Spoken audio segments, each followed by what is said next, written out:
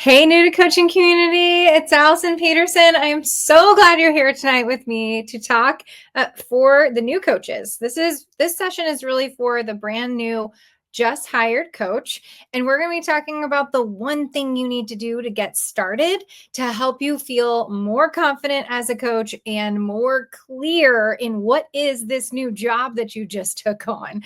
So I am so glad that you have come to join me. There are tons of you, over 50 of you in the comments, and I'm seeing all of the things.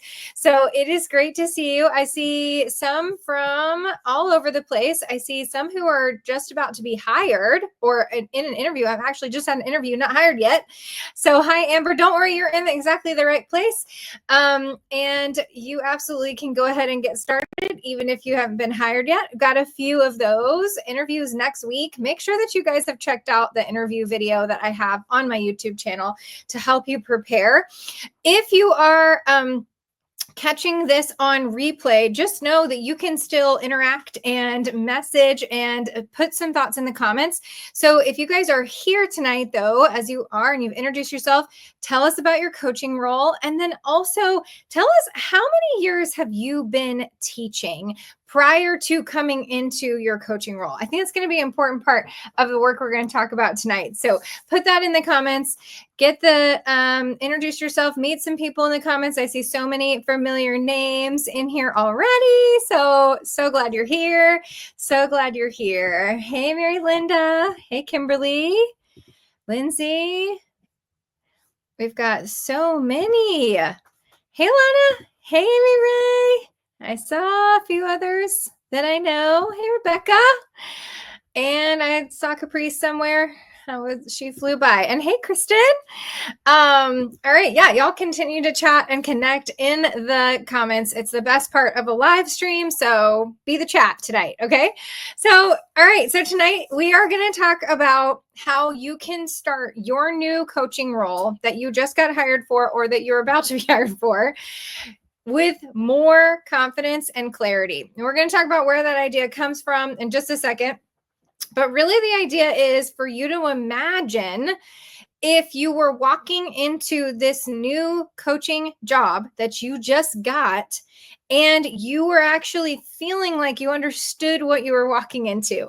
I think one of the hardest things about transitioning from classroom to coaching is that these two things, classroom and coaching, they're actually not as much alike as we think. Now, there are plenty of things we can carry over, but the job itself is very different. And so we really can't even begin to imagine what this new job's going to look like. And it leaves us with a lot of questions. And it leaves us wondering, like, well, what exactly is this? I know I've said yes. I know I'm excited about it, but what exactly is it that I have agreed to do? And how do I get more clarity around my role? So imagine if you could actually start from a place of clarity. And it's so important that you could do that. So I want to help you do that tonight. So again, I'm Allison Peterson. I'm the founder of the NewtoCoaching community on Facebook. And I actually was thinking back, and this is my 6th year hosting this community and being a part of this community and coaching and mentoring new coaches. That's what I have been doing kind of as a side hustle for a while, because I've also been a full-time instructional coach. And this is I'm finishing my 11th year as a full-time instructional coach. Next year, I'm actually moving into a new role where I'm going to be director of academics, and I will have 2 instructional coaches under me. And so I will be working in an environment where I am a coach of coaches. So that is going to be exciting as well. But I've always been coaching coaches here online in this environment. So this is a place for me where I love to come and connect with you and help you get started on your new role. So I really consider myself a mentor and coach for you. And that's who I would love to be for you. So as we go through tonight, I want you to stay to the end of our time together. I am going to give you a lot of information and a lot of great insights about how you can get started on the right foot. But I'm also can only do so much in an hour. So we have the opportunity to continue working together in the future. If you want to stay to the end and learn a little bit more about how we can continue to work together and I can become your personal mentor and coach in your new journey as a coach. So that is something I love to do and have been doing now for 6 years. So that's amazing. So let's talk about you. All right, let's hear about how many years you've been in the classroom. So let's talk about this first, because this is really important. Okay. This is really important because we're making a transition from classroom to coaching. We're trying to make sure that we're not losing all the things that we've done in 22 years of teaching, 10 years of teaching, 12 years of teaching, 18 years of teaching, 22 years of teaching. This is amazing. 12 years of teaching, 31 years of teaching, 30 years of teaching, 22 years of teaching. I love it. All of your numbers are just, they're somewhere between 12 and 30. 34. Heather, you might have won there on that one. But just finished 25th year. That is amazing. So y'all, the thing that I wanted to highlight here with this is that you have been equipped for this new role. And I'm going to talk a little bit more about that. But I was thinking about you this morning as I was doing my personal Bible study. I have been reading a little bit about Joshua. I've recently gone through some podcasts on the Bible Project app. I don't know if anybody knows the Bible Project, but they're amazing. And then I got to Joshua's story and I started to go through and read the book of Joshua, and the beginning of it and the whole story about him. When you really dig into who he was Moses's assistant for all of these years. And then he had to stay out in the wilderness with everyone else while everyone else wasn't going to make it into the promised land, but Joshua waited it out. And it made me think of you, actually, because you have had somewhere between 10 and 35 years of teaching and being equipped for the work that you're going to step into, which is the instructional coaching work. And you honestly weren't even thinking quite that you would do this, or you might have hoped one day you would do this, but that you have kind of been in this place where you've been over a long period of time equipped, and now you're having an opportunity the torch is being passed to you, just like being passed from Moses to Joshua, that you are going to take on this leadership role and you are going to step into it. And I want you to step into it the way that Joshua did. He was so confident. He was confident from the very beginning. God said to be strong and courageous. And that is the call on Joshua. But when you think of him and his character, he never wavered in his faith, and he was very confident. And so I want you to kind of bring with you all that you've learned from your years of teaching and bring that into your new coaching role and help you see that you are more equipped than you think. And then I can help you be prepared. And Bertha says, we never thought about be doing this so soon. So for those of you who feel like you are doing it soon, so there's some who have been waiting 35 years, and there's some who have not, who feel like, I can't believe I'm already turning this corner. I was one of the ones who turned the corner a little bit early. I actually felt this calling fairly early in my teaching career, where I felt like I wanted to really turn around and start doing professional development for teachers and helping teachers. And so I was in the classroom for 8 years before I stepped out into instructional coaching. And then I just finished my 11th year as a coach. And I know that it has been like the right spot for me, and I have really loved it. So even if you are stepping out what in your mind is early, you are still equipped. And if you feel like you've been waiting for a long time, and then somebody finally tapped you on the shoulder, or the opportunity finally came about for you, those are the stories that I love to hear about how you are really truly feeling called to this work, because I feel like I was called to this work and felt like when I stepped into it, it was a place where I was really, really supposed to be, but I had a lot of learning to do when I got there. So I'm going to tell you all about my story and everything as well. Okay, so let's talk about how you're feeling right now. How are you? 11 years of teaching, Miranda says. I love these comments. I started as an assistant, became a teacher. That's awesome. Okay, so how are you feeling right now is my next question. I hear from coaches new coaches coming into the NewtoCoaching community every day. I DM you. So if you don't have a personal DM set up with me, make sure that you check your messages on Facebook, because I DM every person who comes into the NewtoCoaching community to connect with you. And I say, like, how are you feeling about your new role?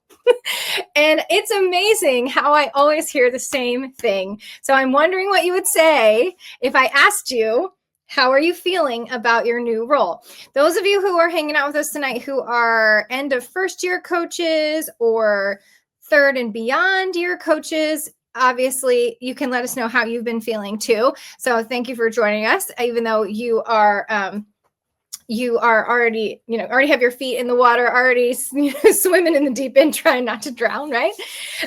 So let me put up this graphic as yep, all these things are coming through. It's exactly what I was expecting.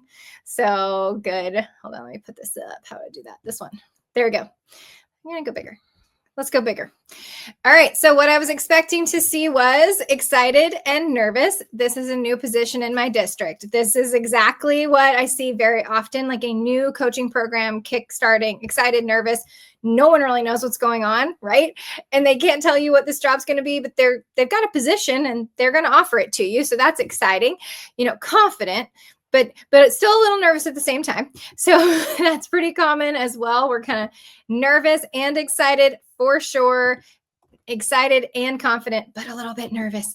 Unprepared, Elizabeth, do not worry. You're not as unprepared as you think, I promise. Very excited and nervous, trying to learn everything I can about my new position. Is this something that I've wanted for a while, but I'm not sure what to expect. Nervous to lead adults. That's very different from kids. Yes, it absolutely is. Oh no, Tiffany, don't go to terrified, okay? We can totally help you with that. So don't feel terrified. Okay, but what I often see from new coaches is that they start their journey feeling excited and nervous. So this is my little journey of a coach graphic. It's also in my book, Kickstart Your Coaching Cycles, which I wrote and published last year. And in the beginning of the book, there is a graphic for this too. And so this is the journey of a coach graphic. It's kind of hard to see on here. That's why I put it on there. But this is the journey of a coach graphic where I've typically seen coaches go through this. Like, again, I said I've been doing this for 6 years, talking with and helping new coaches transition from classroom to coaching. So I've started to see the patterns. And so this right here, you get in your little car as you get hired for your new job, and you are so excited about this new opportunity. Sometimes your whole life is getting uprooted. I know that when I first transitioned to coaching, my children were very young. One was 8 months old. The other was 3. And I was moving across town to a point where we physically had to move houses to be close enough to this school. So it felt like a big uprooting, but an amazing opportunity for me. So you really start excited, but then nervous because of this uncertainty around your role and what it is that you're actually walking into.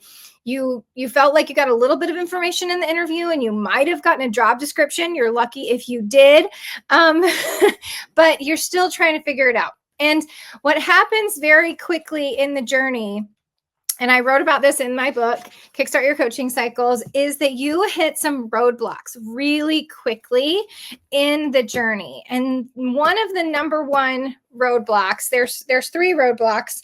One of them is overwhelm. And it really starts with like not knowing what to do. And so you just say yes to everything. That's what creates overwhelm. And that is really caused by number 2, which is lack of clarity. So you don't really know what the role is. People around you don't know what the role is. Your principal's not giving you any direction. You don't really know what to do without that direction, and you're feeling a little lost and confused. You're often by yourself. I've been at 4 different independent schools, and I have been at 3 of them. I've been the only coach. And so, you're really like functioning on an island, and you're feeling alone. And then the other thing that happens is you hit teacher resistance really, really quickly. And just like somebody was just saying, working with adults is going to be a tricky thing. That's exactly what happens, is you're not quite ready for the the collision that happens when you start working with adults is so different from working with students that you hit this place really quickly. And so my goal in this session and for us as we continue to move forward is for you to really, really catch. Like, I want to start creating clarity for you. I want to help you overcome overwhelm. I want to even help you overcome the resistant teacher situation as quickly as possible so that you don't hit this place.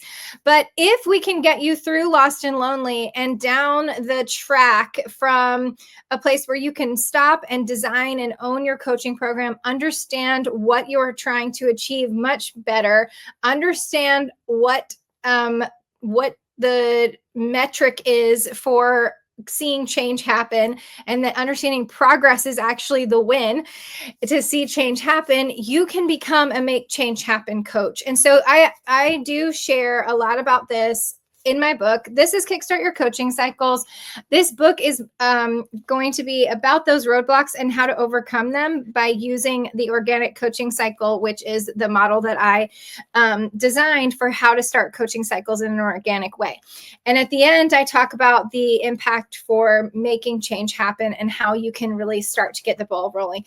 So what I'm doing with you tonight, though, is talking a little bit more about the very beginning stages of excited and nervous and how do you break through. So I want you to really walk away with the one thing that you can do to get started with your new coaching role so that you have clarity. Like, it's the number one thing we have to get to. And I really want to help you also have some confidence, which I'm going to just cheerleader you through that. So, so Lost and Lonely, 3 roadblocks. What is making you the most nervous? That's my next question for you. So you say you're terrified, you say you're excited, but what are you the most nervous about? Because we can start to address some of those things definitely in the things I'm going to be talking to you about tonight.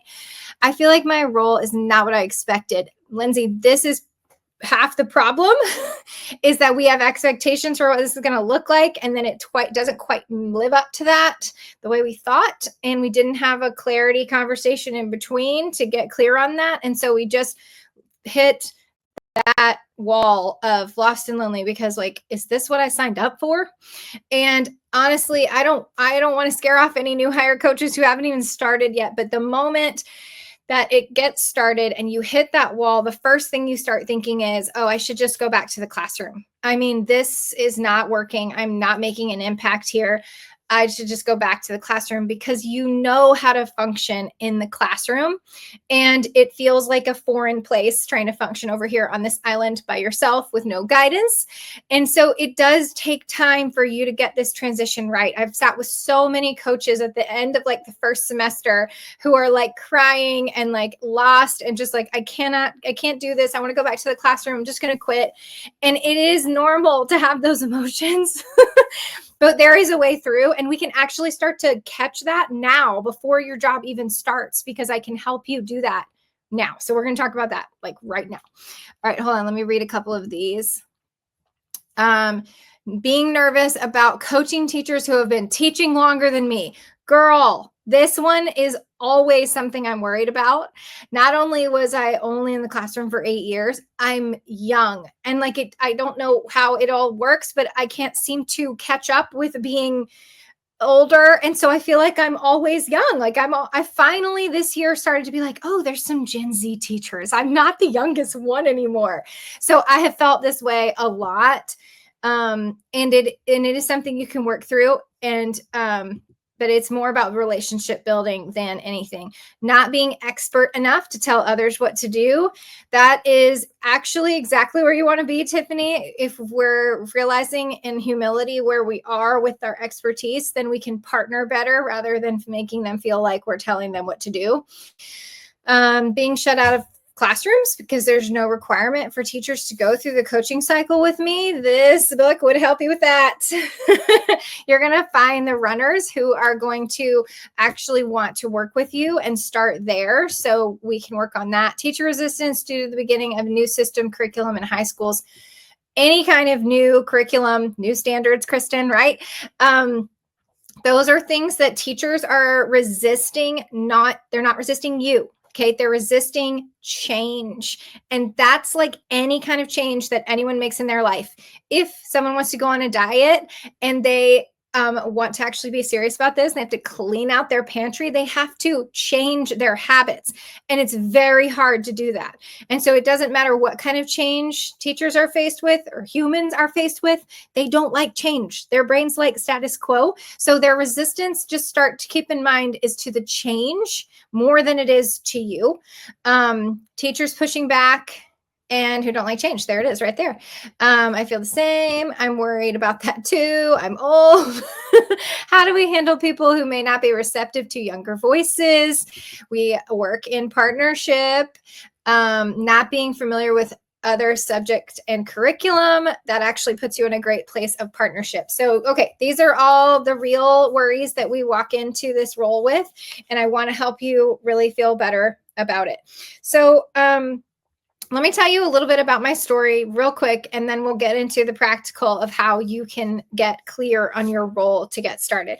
So 11 years ago now, I started my role as I was actually an academic technology coordinator, but it was ed tech coach role was what I first started in.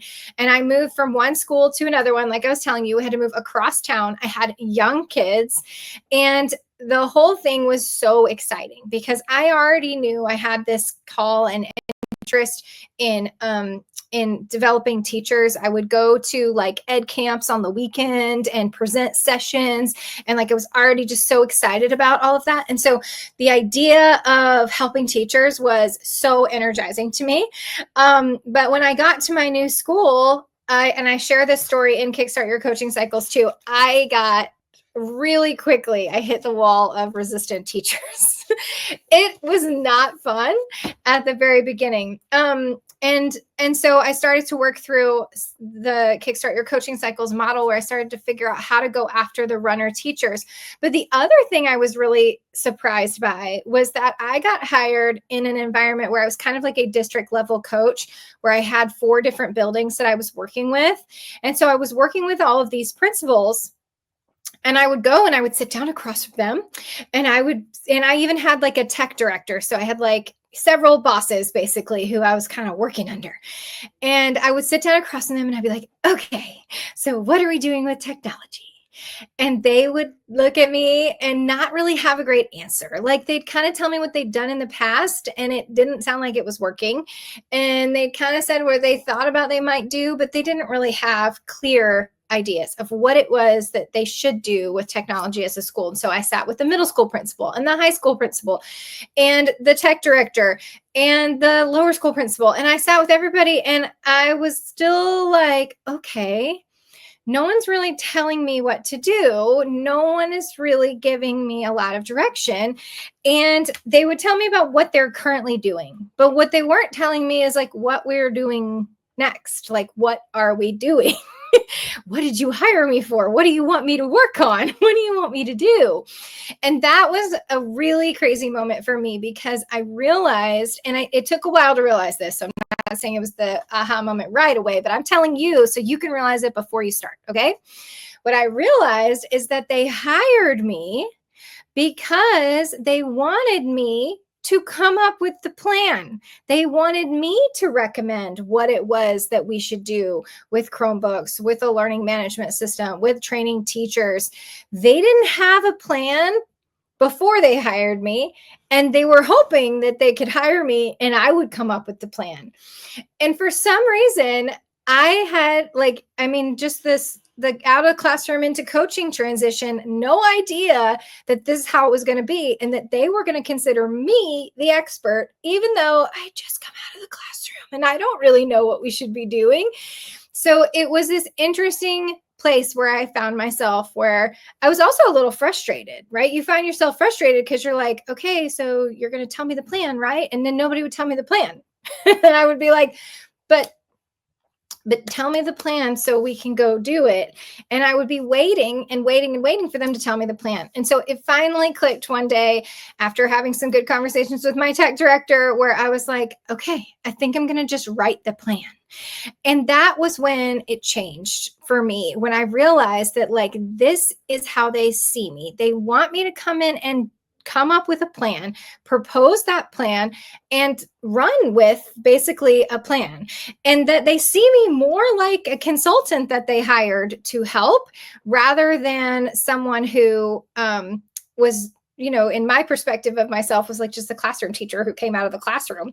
And now that's how the admins saw me. So just know when I'm talking to you about this, I am talking about like the admin's perception of they just hired somebody who was going to fill this spot, who they felt like would be a good fit for the team, and who would be, somebody who would take initiative and who would really own that thing that they just got hired for, the projects and the work that they're supposed to be doing. And so one of the things that I was thinking about with you is you probably went through a really extensive interview process. So like panels and lots of interview rounds. And if you did, they chose you to do this work because they thought that you would have some great ideas and bring some good, good ways that you could move teachers forward and to come up with a plan.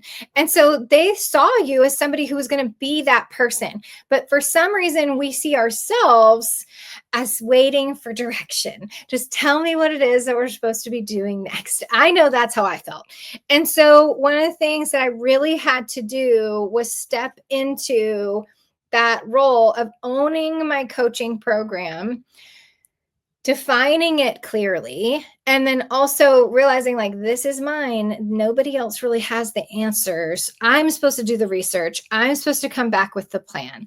And I work in partnership with my admin to see if we're all on the same page. So I wish I had known that it was really mine to own. I think that's one of the biggest things that I learned in my journey, other than the teacher work that I learned that I share a little bit more about in here.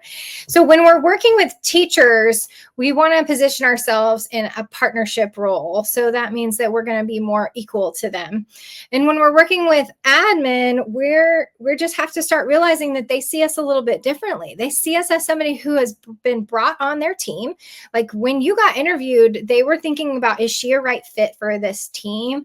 Is she going to contribute something to this admin team? Even though you're not an administrator, you're probably an in-between type of role, you still they interviewed you. The teachers really didn't interview you probably unless you had like a teacher panel. So you got to know that admin perspective is what was going on, and they see you as somebody who can come in and do this work. But we, not knowing what we're doing and feeling a little insecure about this whole thing, walk in waiting for them to tell us what to do. So the one thing that I want you to really, I want you to do is start realizing that you can be the one to own this coaching program. And I'm going to tell you about how you're going to do that with a meeting with your principal in just a second. But I want you to have the confidence of stepping into this. So if you are feeling excited and nervous, there's two things we need to work on there. We need to work on the excitedness. We're going to work on that for sure. We're going to come up with a plan. We're going to use our energy. We're going to know what we want to do, but we got to work on the nervousness, and we got to start moving you towards confidence and helping you feel like you can see yourself for who you really are. So here's a couple of things that I want to remind you of. It's a lot of talking.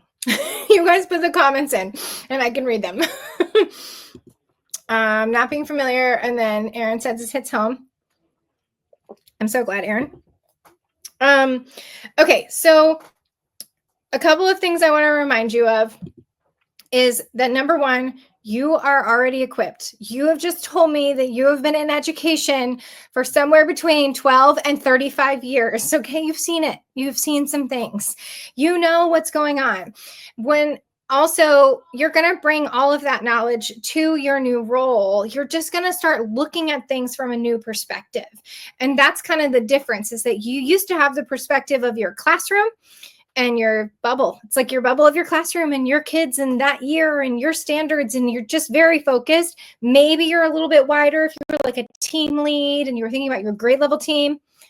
But for the most part, or your department, but for the most part, your perspective was the very, square box of the classroom.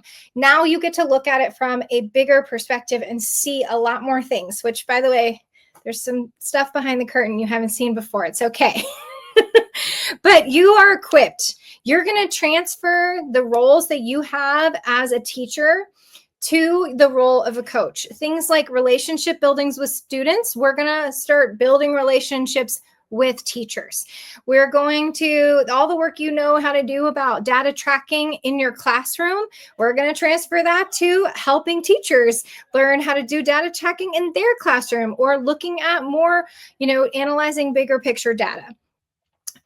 There are so many different things. Designing your lesson plans in your classroom, we're going to take that over and we're going to use it for designing our professional development. So you are equipped because you have done the things, and you've got to start by sitting in the confidence of, I'm bringing with me a lot of things. There's still things I don't know yet, but I'm bringing with me a lot that I'm going to be able to utilize. And sometimes we forget our experience is like an intangible thing that we're carrying with us that we can tap into. And you're going to be able to use that and have a natural flow with that. Speaking of, you are actually a natural at this coaching thing. Okay. I want you to tell me in the comments the answer to this question. Have you ever mentored a teacher across the hall, a new teacher, someone new on your team? Have you ever even just informally mentored a teacher? Okay, tell me about an informal or formal mentoring of a teacher. Would you say building relationships is essential before starting coaching cycles? I wrote a whole chapter on that in this book because I actually stand very strongly on relationships being the foundation for coaching. So yes. And there's a lot of the why behind it in here. So I won't go into all of that right now, but okay. Yes. So many times, multiple student teachers. Of course, I love mentoring new teachers, formally and informally. Yes. I served as a new teacher mentor for 3 years. Okay. Yes. Okay. There is a slight difference between mentoring and coaching, but to be honest with you, the relationship building piece that you might have done in mentoring a teacher, just checking in with her, checking to see how she's doing on different things, learning about her personal life. Those are the relationship building pieces that allow you to have an opportunity to speak to a teacher and talk to her about the things that are going on in her classroom. So you are a natural at this.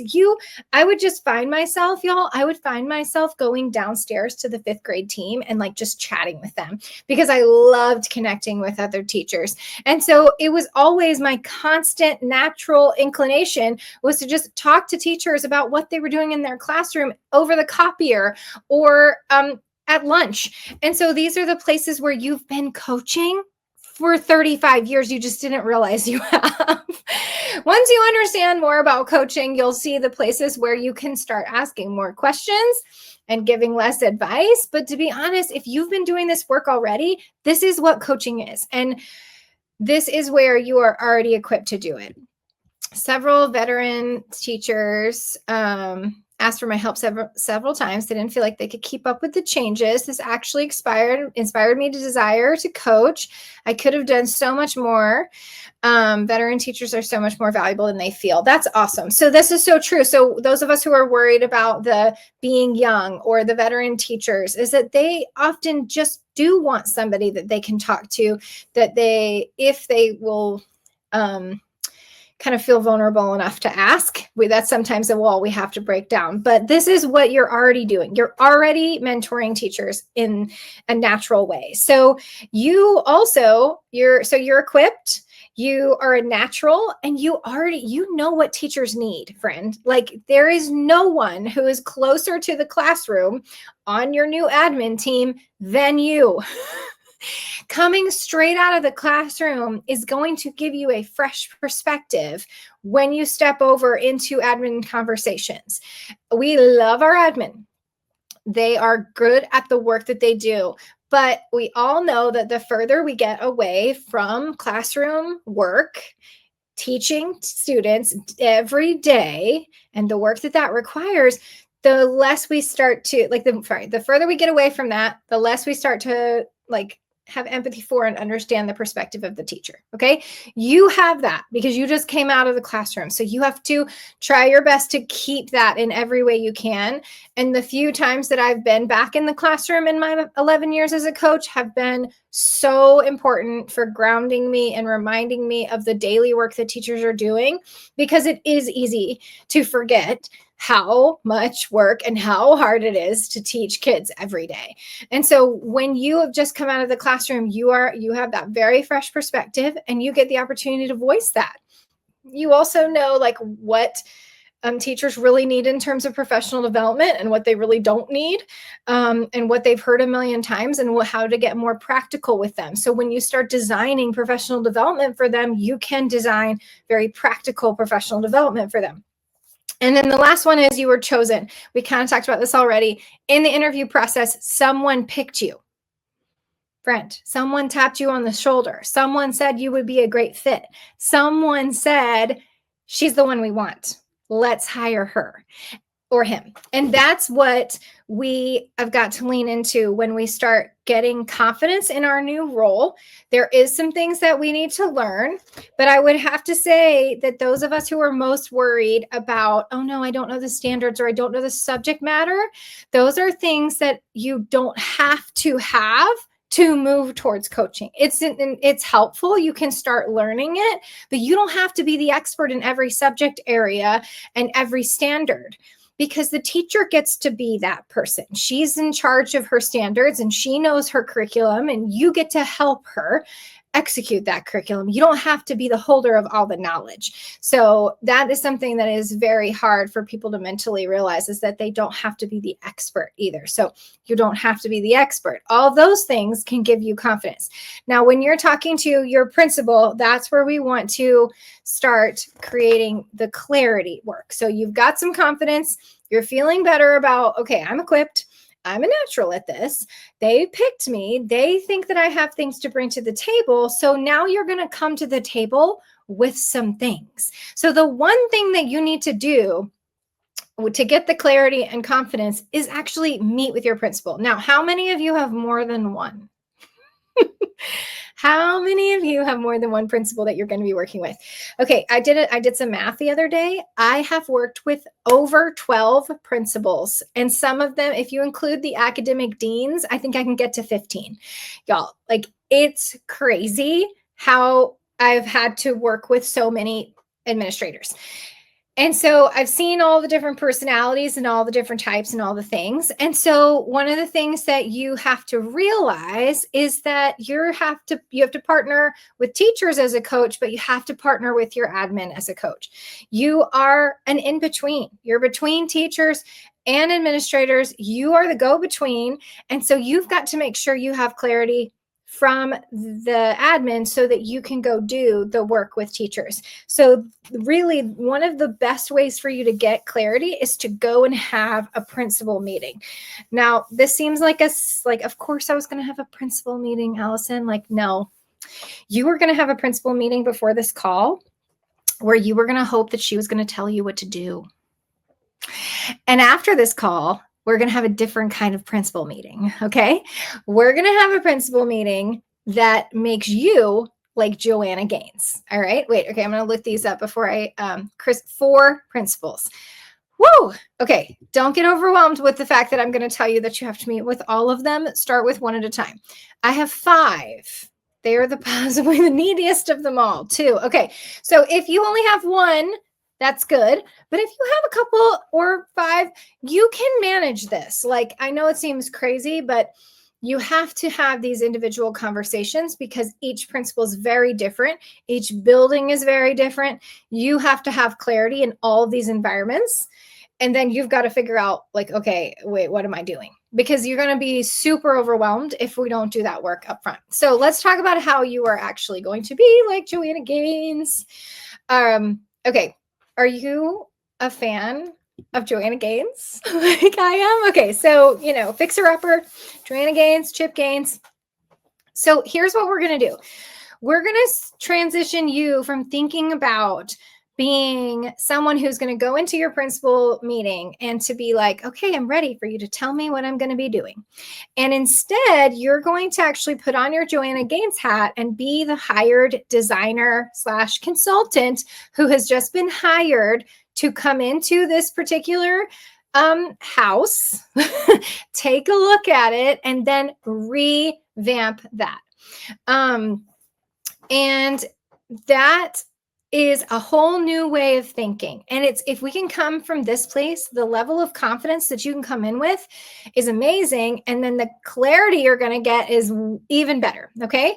So this is what she calls her listening meeting. Actually, this is probably a picture of her actually showing a rendering, but I was watching one of her shows, and she talks about how she's, going to sit down with a client, and she's going to walk through the house with the client, and she's going to hear what they want.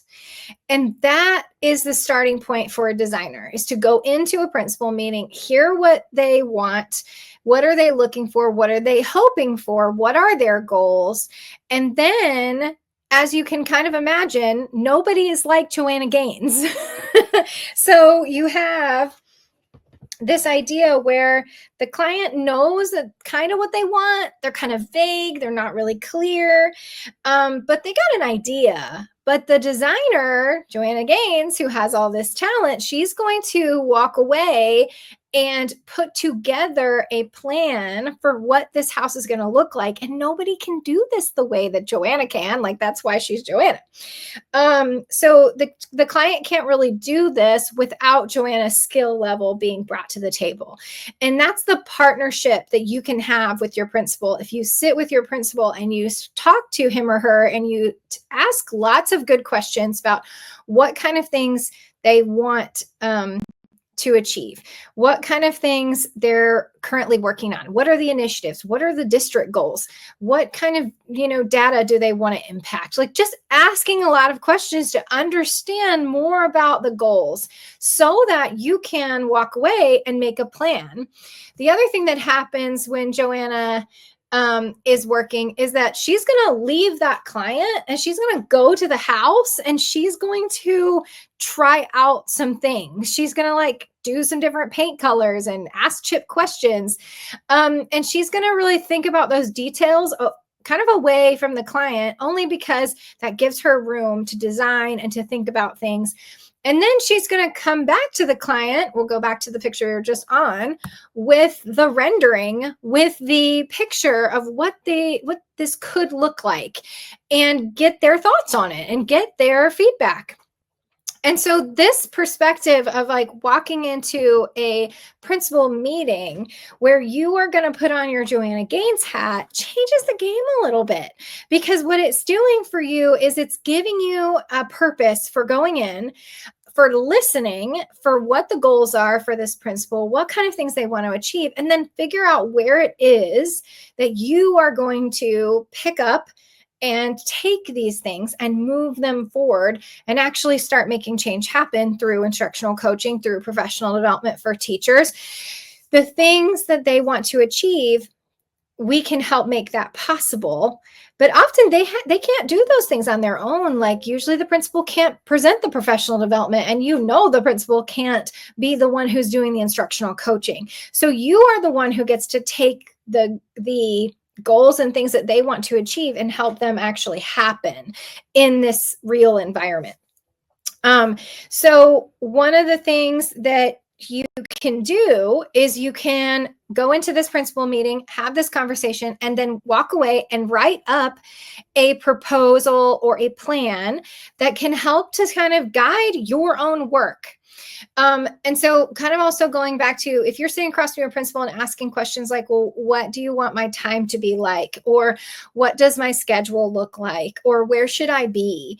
Those types of questions can sometimes be what we think we should ask, but your principal is going to want to find somewhere that you can plug in, and they see gaps and holes everywhere. They don't always, especially if your coaching program is new, they're not always thinking about coaching. So the other thing that you're doing in this meeting is you're listening to where they might be taking you off of the trail of coaching. The most obvious place that I see it happen all the time is intervention. And if your job is supposed to be intervention overlapping, then that's one thing. But if you are hired as instructional coach and then you go and sit across from your principal and they say something along the lines of, I would love for you to push in and work with kids or pull kids out into small groups and teach intervention, that's when you are going to ask a lot more questions about that. And then when you come back with your proposal, you may have to mention how your time needs to be protected so that you can work on coaching with teachers. And so these are the type of things that you don't just want to take at face value from your principal, because your principal may never have had a coach before.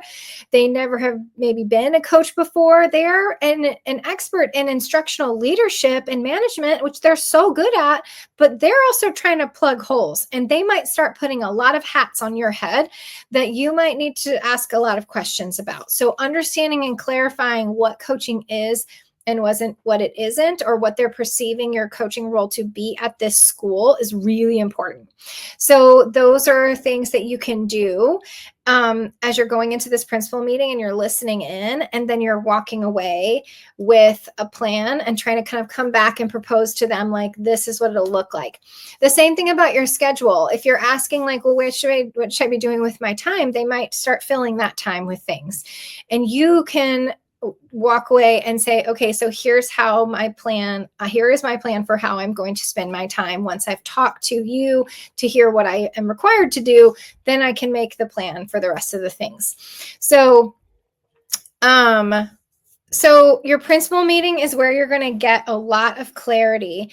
And the more you can set boundaries around your role and understand the coaching role, it's going to help you have that clarity that you need by setting those boundaries. So if you're so new to the role that you feel like you're not even sure what it is yet, that's where we need to focus on getting you clarity on what is an instructional coach and how are they not the interventionist and how are they not the assistant principal and how are they not the evaluator of teachers. So how are we making sure that you're getting clear with your principal about that kind of thing? The other thing you do need to talk with your principal about is the thing about evaluation. What is the evaluation process? What does the principal do? Where does that fit? Where does coaching fit in the process? Because you're not the evaluator, but you may be asked to support in the process. So those are some of the questions that you can ask as you're going here. Okay, I do have suggested questions and an agenda. I'm going to show you how to get a hold of that in just a second. My new role is a combo, and I worry about being committed to small group enrichment will overrun the coaching aspect. I will have to have strong boundaries around the time. Yeah, Carla, I would work on I call it an ideal week, like a Monday through Friday, like typical week schedule where you're really blocking in where you will be doing those enrichment classes, and then you can see better like where your coaching time is, and you're really like your time blocking. Like, this is where coaching's happening. This is where coaching's happening. So the task of time blocking is going to help you have more clarity. So let's get to this right here. So let me pull this up. I think I did this, but I didn't do this. Banners. Here's my banner. Okay, so this link right here for you is going to be the place where you can go deeper. I only have already talked for 52 minutes and I have so much more to tell you. So this is actually a little, a very short online course, like a mini course. It's 2 videos plus the replay for this session will be included in there. It's 2 videos on how to meet with your principal. One is the 4 surprises about working with your principal, and the other one is the 5 steps to meeting with your principal. And it includes a sample agenda for you to use and my instructional coaching template that you can use to create your Google Doc. And it also, I added in there a little bonus for you, the ebook version of Kickstart Your Coaching Cycle. So if you don't have a copy of this yet, but you want it, and this is like TPT price point, friends. This is a $5.99 little mini course that I would love for you to grab so that you can get those videos. You can get that sample agenda so that you can meet with your principal, and you have the program document too. So go ahead and type this into your browser, because my link, I think even if I post it right here, it won't let you click it. But type it into your browser or copy and paste it in there, and just grab that, because it'll be another like deeper dive on all the things we've talked about today about how to meet with your principal. I really worry about my freedom because I have ADHD. Oh, friend, I get that totally. You have to create structure with a schedule so that you know where you can and can't be. But that's why you have this meeting with your principal, actually, because you want to get clarity so that you don't feel overly micromanaged. So you know what it is you need to be doing. And then also that they know that you are working on this plan. So when you come back, so you meet with your principal for the first time, it's the listening meeting, and you listen for the goals and the things that they want to achieve. And then you go away for a week or two and you think a lot about coaching. If you don't have a coaching book, I'll recommend several that you can start with, and think about what coaching is supposed to be, what you are hearing from them, how you would design this plan for the first year. And you gotta like go slow. Like, this is not like everything changes in year one. Okay. But it is the fact that you have like, maybe I know I was talking to Kristen, one of the ladies who is in here tonight, and she has to onboard the new Georgia standards, teachers into the new Georgia standards. Like, that's going to be your project for the year. So now you can start breaking down the pieces. Like, okay, so we're going to do this training in September, and we're going to do this training in October, and we're going to have this PD. And so like you start thinking about how you would break down what this would look like, maybe on a calendar, and then you put some goals together. Like, by the end of the year, we will, teachers will have done this, and you kind of write up yourself some student objectives for your teachers. And then you bring it back a couple weeks later to your principal and you say, okay, so I was really thinking about this, and here's what I was working on. And I just wanted to show you what I came up with, because what that does is it creates clarity for you and the principal about your role. And she sees that, oh, okay, Allison's totally got this. She's working on this project, this goal, and this goal. And so I know what she's working on now. So you get less micromanaged when you have told someone what your plan is, and then you continue to stay in touch. So the other thing, one of the things that's on this mini course is that one of the steps for your meeting with your principal is that you should set up a weekly meeting with them. And you should set it up as a recurring weekly meeting so that you can have this touch point with them that is ongoing and regular, but it's also allows you to not feel like you have to check in with them every day all the time, because that can make you feel like you are being micromanaged and you didn't even mean to be.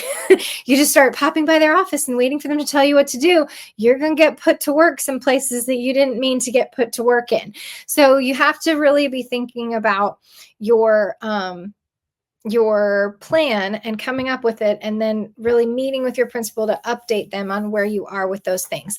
And then you can, of course, sit across from them and brainstorm and say, okay, so we're going to do this PD or that PD. That kind of work happens in that once a week meeting with the principal.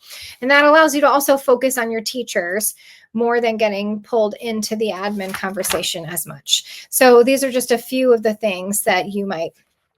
Okay, so I've already gotten to an hour here. And again, if you want more on how to meet with your principal, it's like the one thing you need to do to get clarity is meet with your principal, is you can check out this little mini course. It's 2 videos. It's short, sweet, and will help you so much to get some clarity.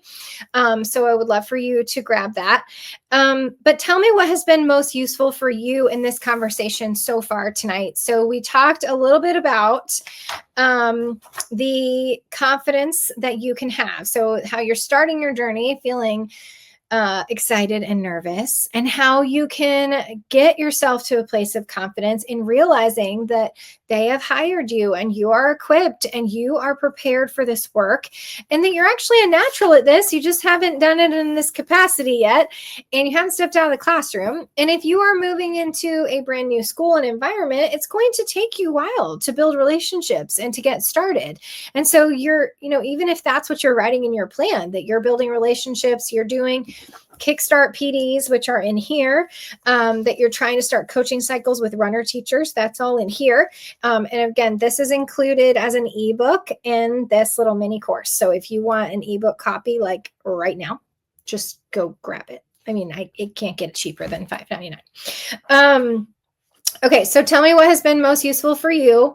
And I want to tell you a little bit about how, if an hour wasn't enough, how we can continue to work together. I want to tell you a little bit about this. So let me see. I gotta take this banner off. Yeah, okay. There it is. Okay, so how do you become a make change happen coach? The thing is that we talked about this at the beginning. You start your journey feeling excited and nervous. You might hit lost and lonely, but you have a long way to go in this journey. And honestly, the first year is the toughest. It's kind of like the first year you were teaching. Like, it's the toughest year because you didn't know what you were doing to start, and you need somebody to come alongside you and mentor you and coach you through it. I mean, you probably have a mentor that you can think of who helped you your first year as a coach. So anyway, to become a make change happen coach and to get over those roadblocks that you didn't even know were coming, and to find some clarity in what you're doing, and then to see that progress is the win and become a make change happen coach, you're going to need some help and support. And so I want to be that person for you. And so what I have here is that this is the little graphic that I use to talk about how, like, two coaches who are the same, who are new to the role, can have instructional expertise, but the one who is coming into the environment and learning how to become a coach, you're gaining coaching skills, emotional intelligence, leadership skills. These are the things that you're going to need that you didn't necessarily need in the classroom. Like, even leadership skills, you had some of those in the classroom, but you didn't need all of these things because you weren't working with adults before. And you didn't need all of these things because you weren't coaching adults before. And now you do. And so what I have done over the past 6 years is I have trained new coaches, like new hire coaches, through my 1-year program. And that is the Make Change Happen Academy. And so I've trained mostly women through this program of a year-long program of getting you started, getting you up on your feet, helping you kickstart your coaching. So if you're looking at this circle, the yellow is in the fall.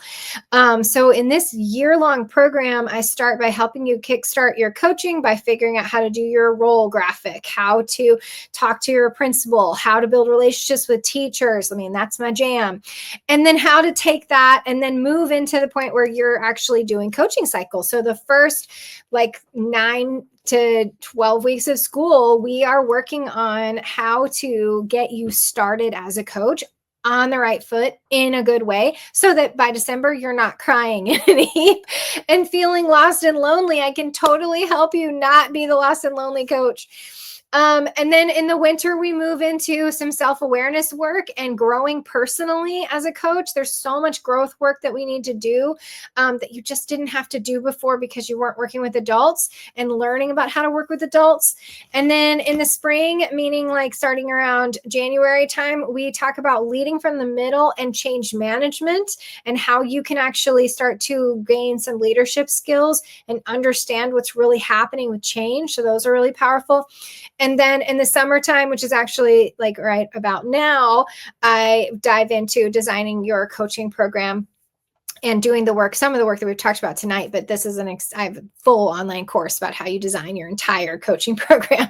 So I don't have time for all of that tonight, but if you are interested in learning more about my 1-year coaching program, which is a one-on-one mentorship with me with training videos that are included and an online community, then will you just drop learn more in the comments for me? Because then I can just follow up with you in an email and send you more information about my 1-year program. This would obviously be something that your school would provide your professional development for. So I can let you know like what that looks like and what the price would be and that kind of things if you are looking for this ongoing support throughout the whole school year.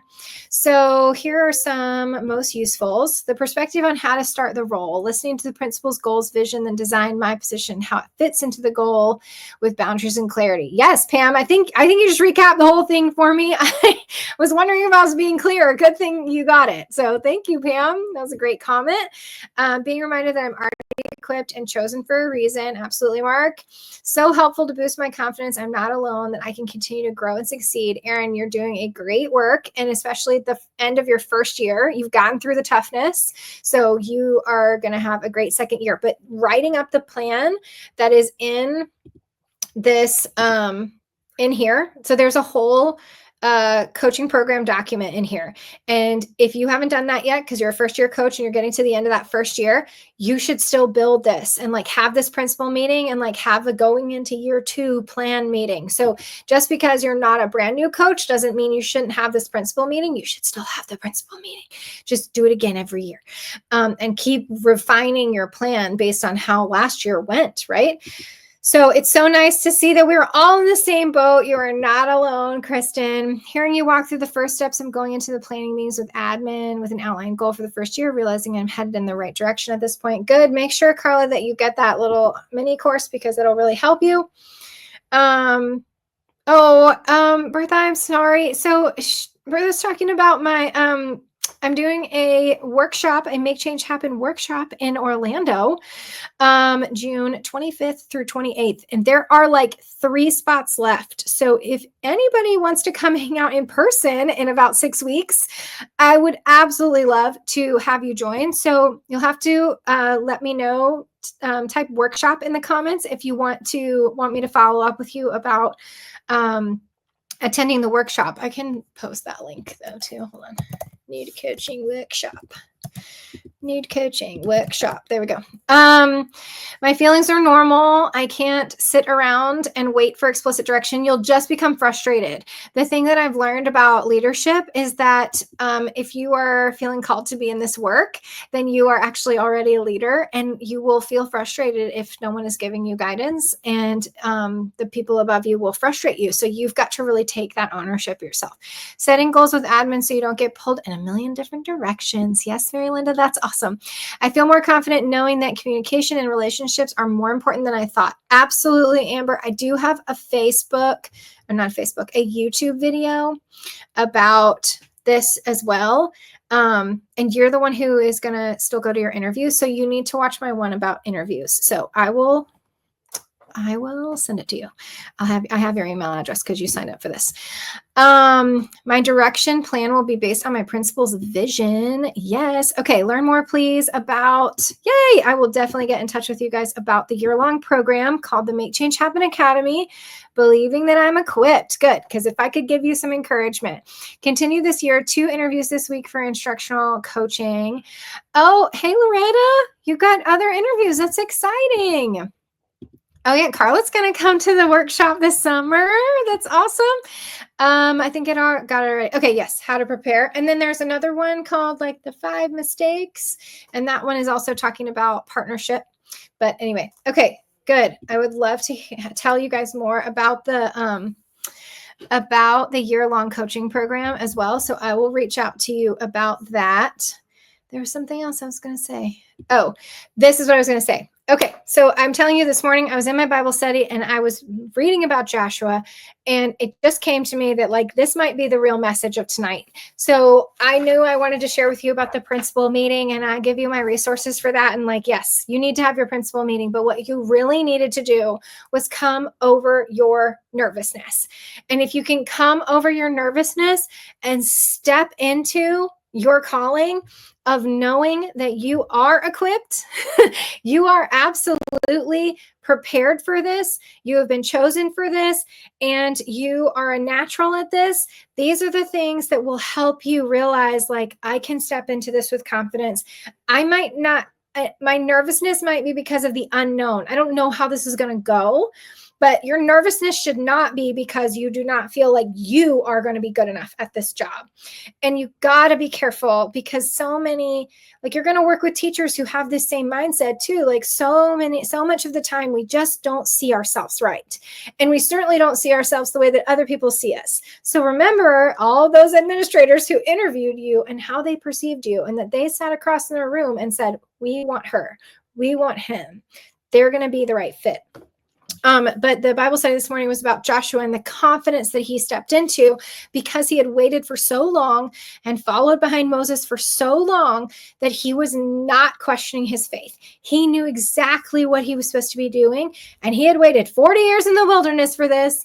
And so even though it was sad that Moses died and he had to take on the baton, he stands up, listens to God, and takes them across the water right away into the promised land because of the faithfulness and the belief in knowing that he is called to do this work. So I just want you to have that confidence. I want you to be leaving here feeling equipped. And I want you to also have some practical things in your hands so that you can meet with your principal and get some clarity. Because if you can have confidence and clarity, then you can start off strong. So I really want that for you, and I'm praying for you for that. Be glad that you stayed. The best part of the membership with Allison's one-on-one support through situations you'll find yourself in. Thank you, Rebecca. It has been wonderful working with you. You are a joy as well, and that's my favorite part. Let me tell you all, like, I love the ladies that I work with, and I love connecting with them. So getting on a one-on-one with them and hearing what's going on with them. Rebecca and I have connected many times since she has joined the community, and the one-on-one support is really what she's specifically leaned into. And so that's where we would just schedule a call, talk through what she's got going on, help her with what she specifically is working on, like right then.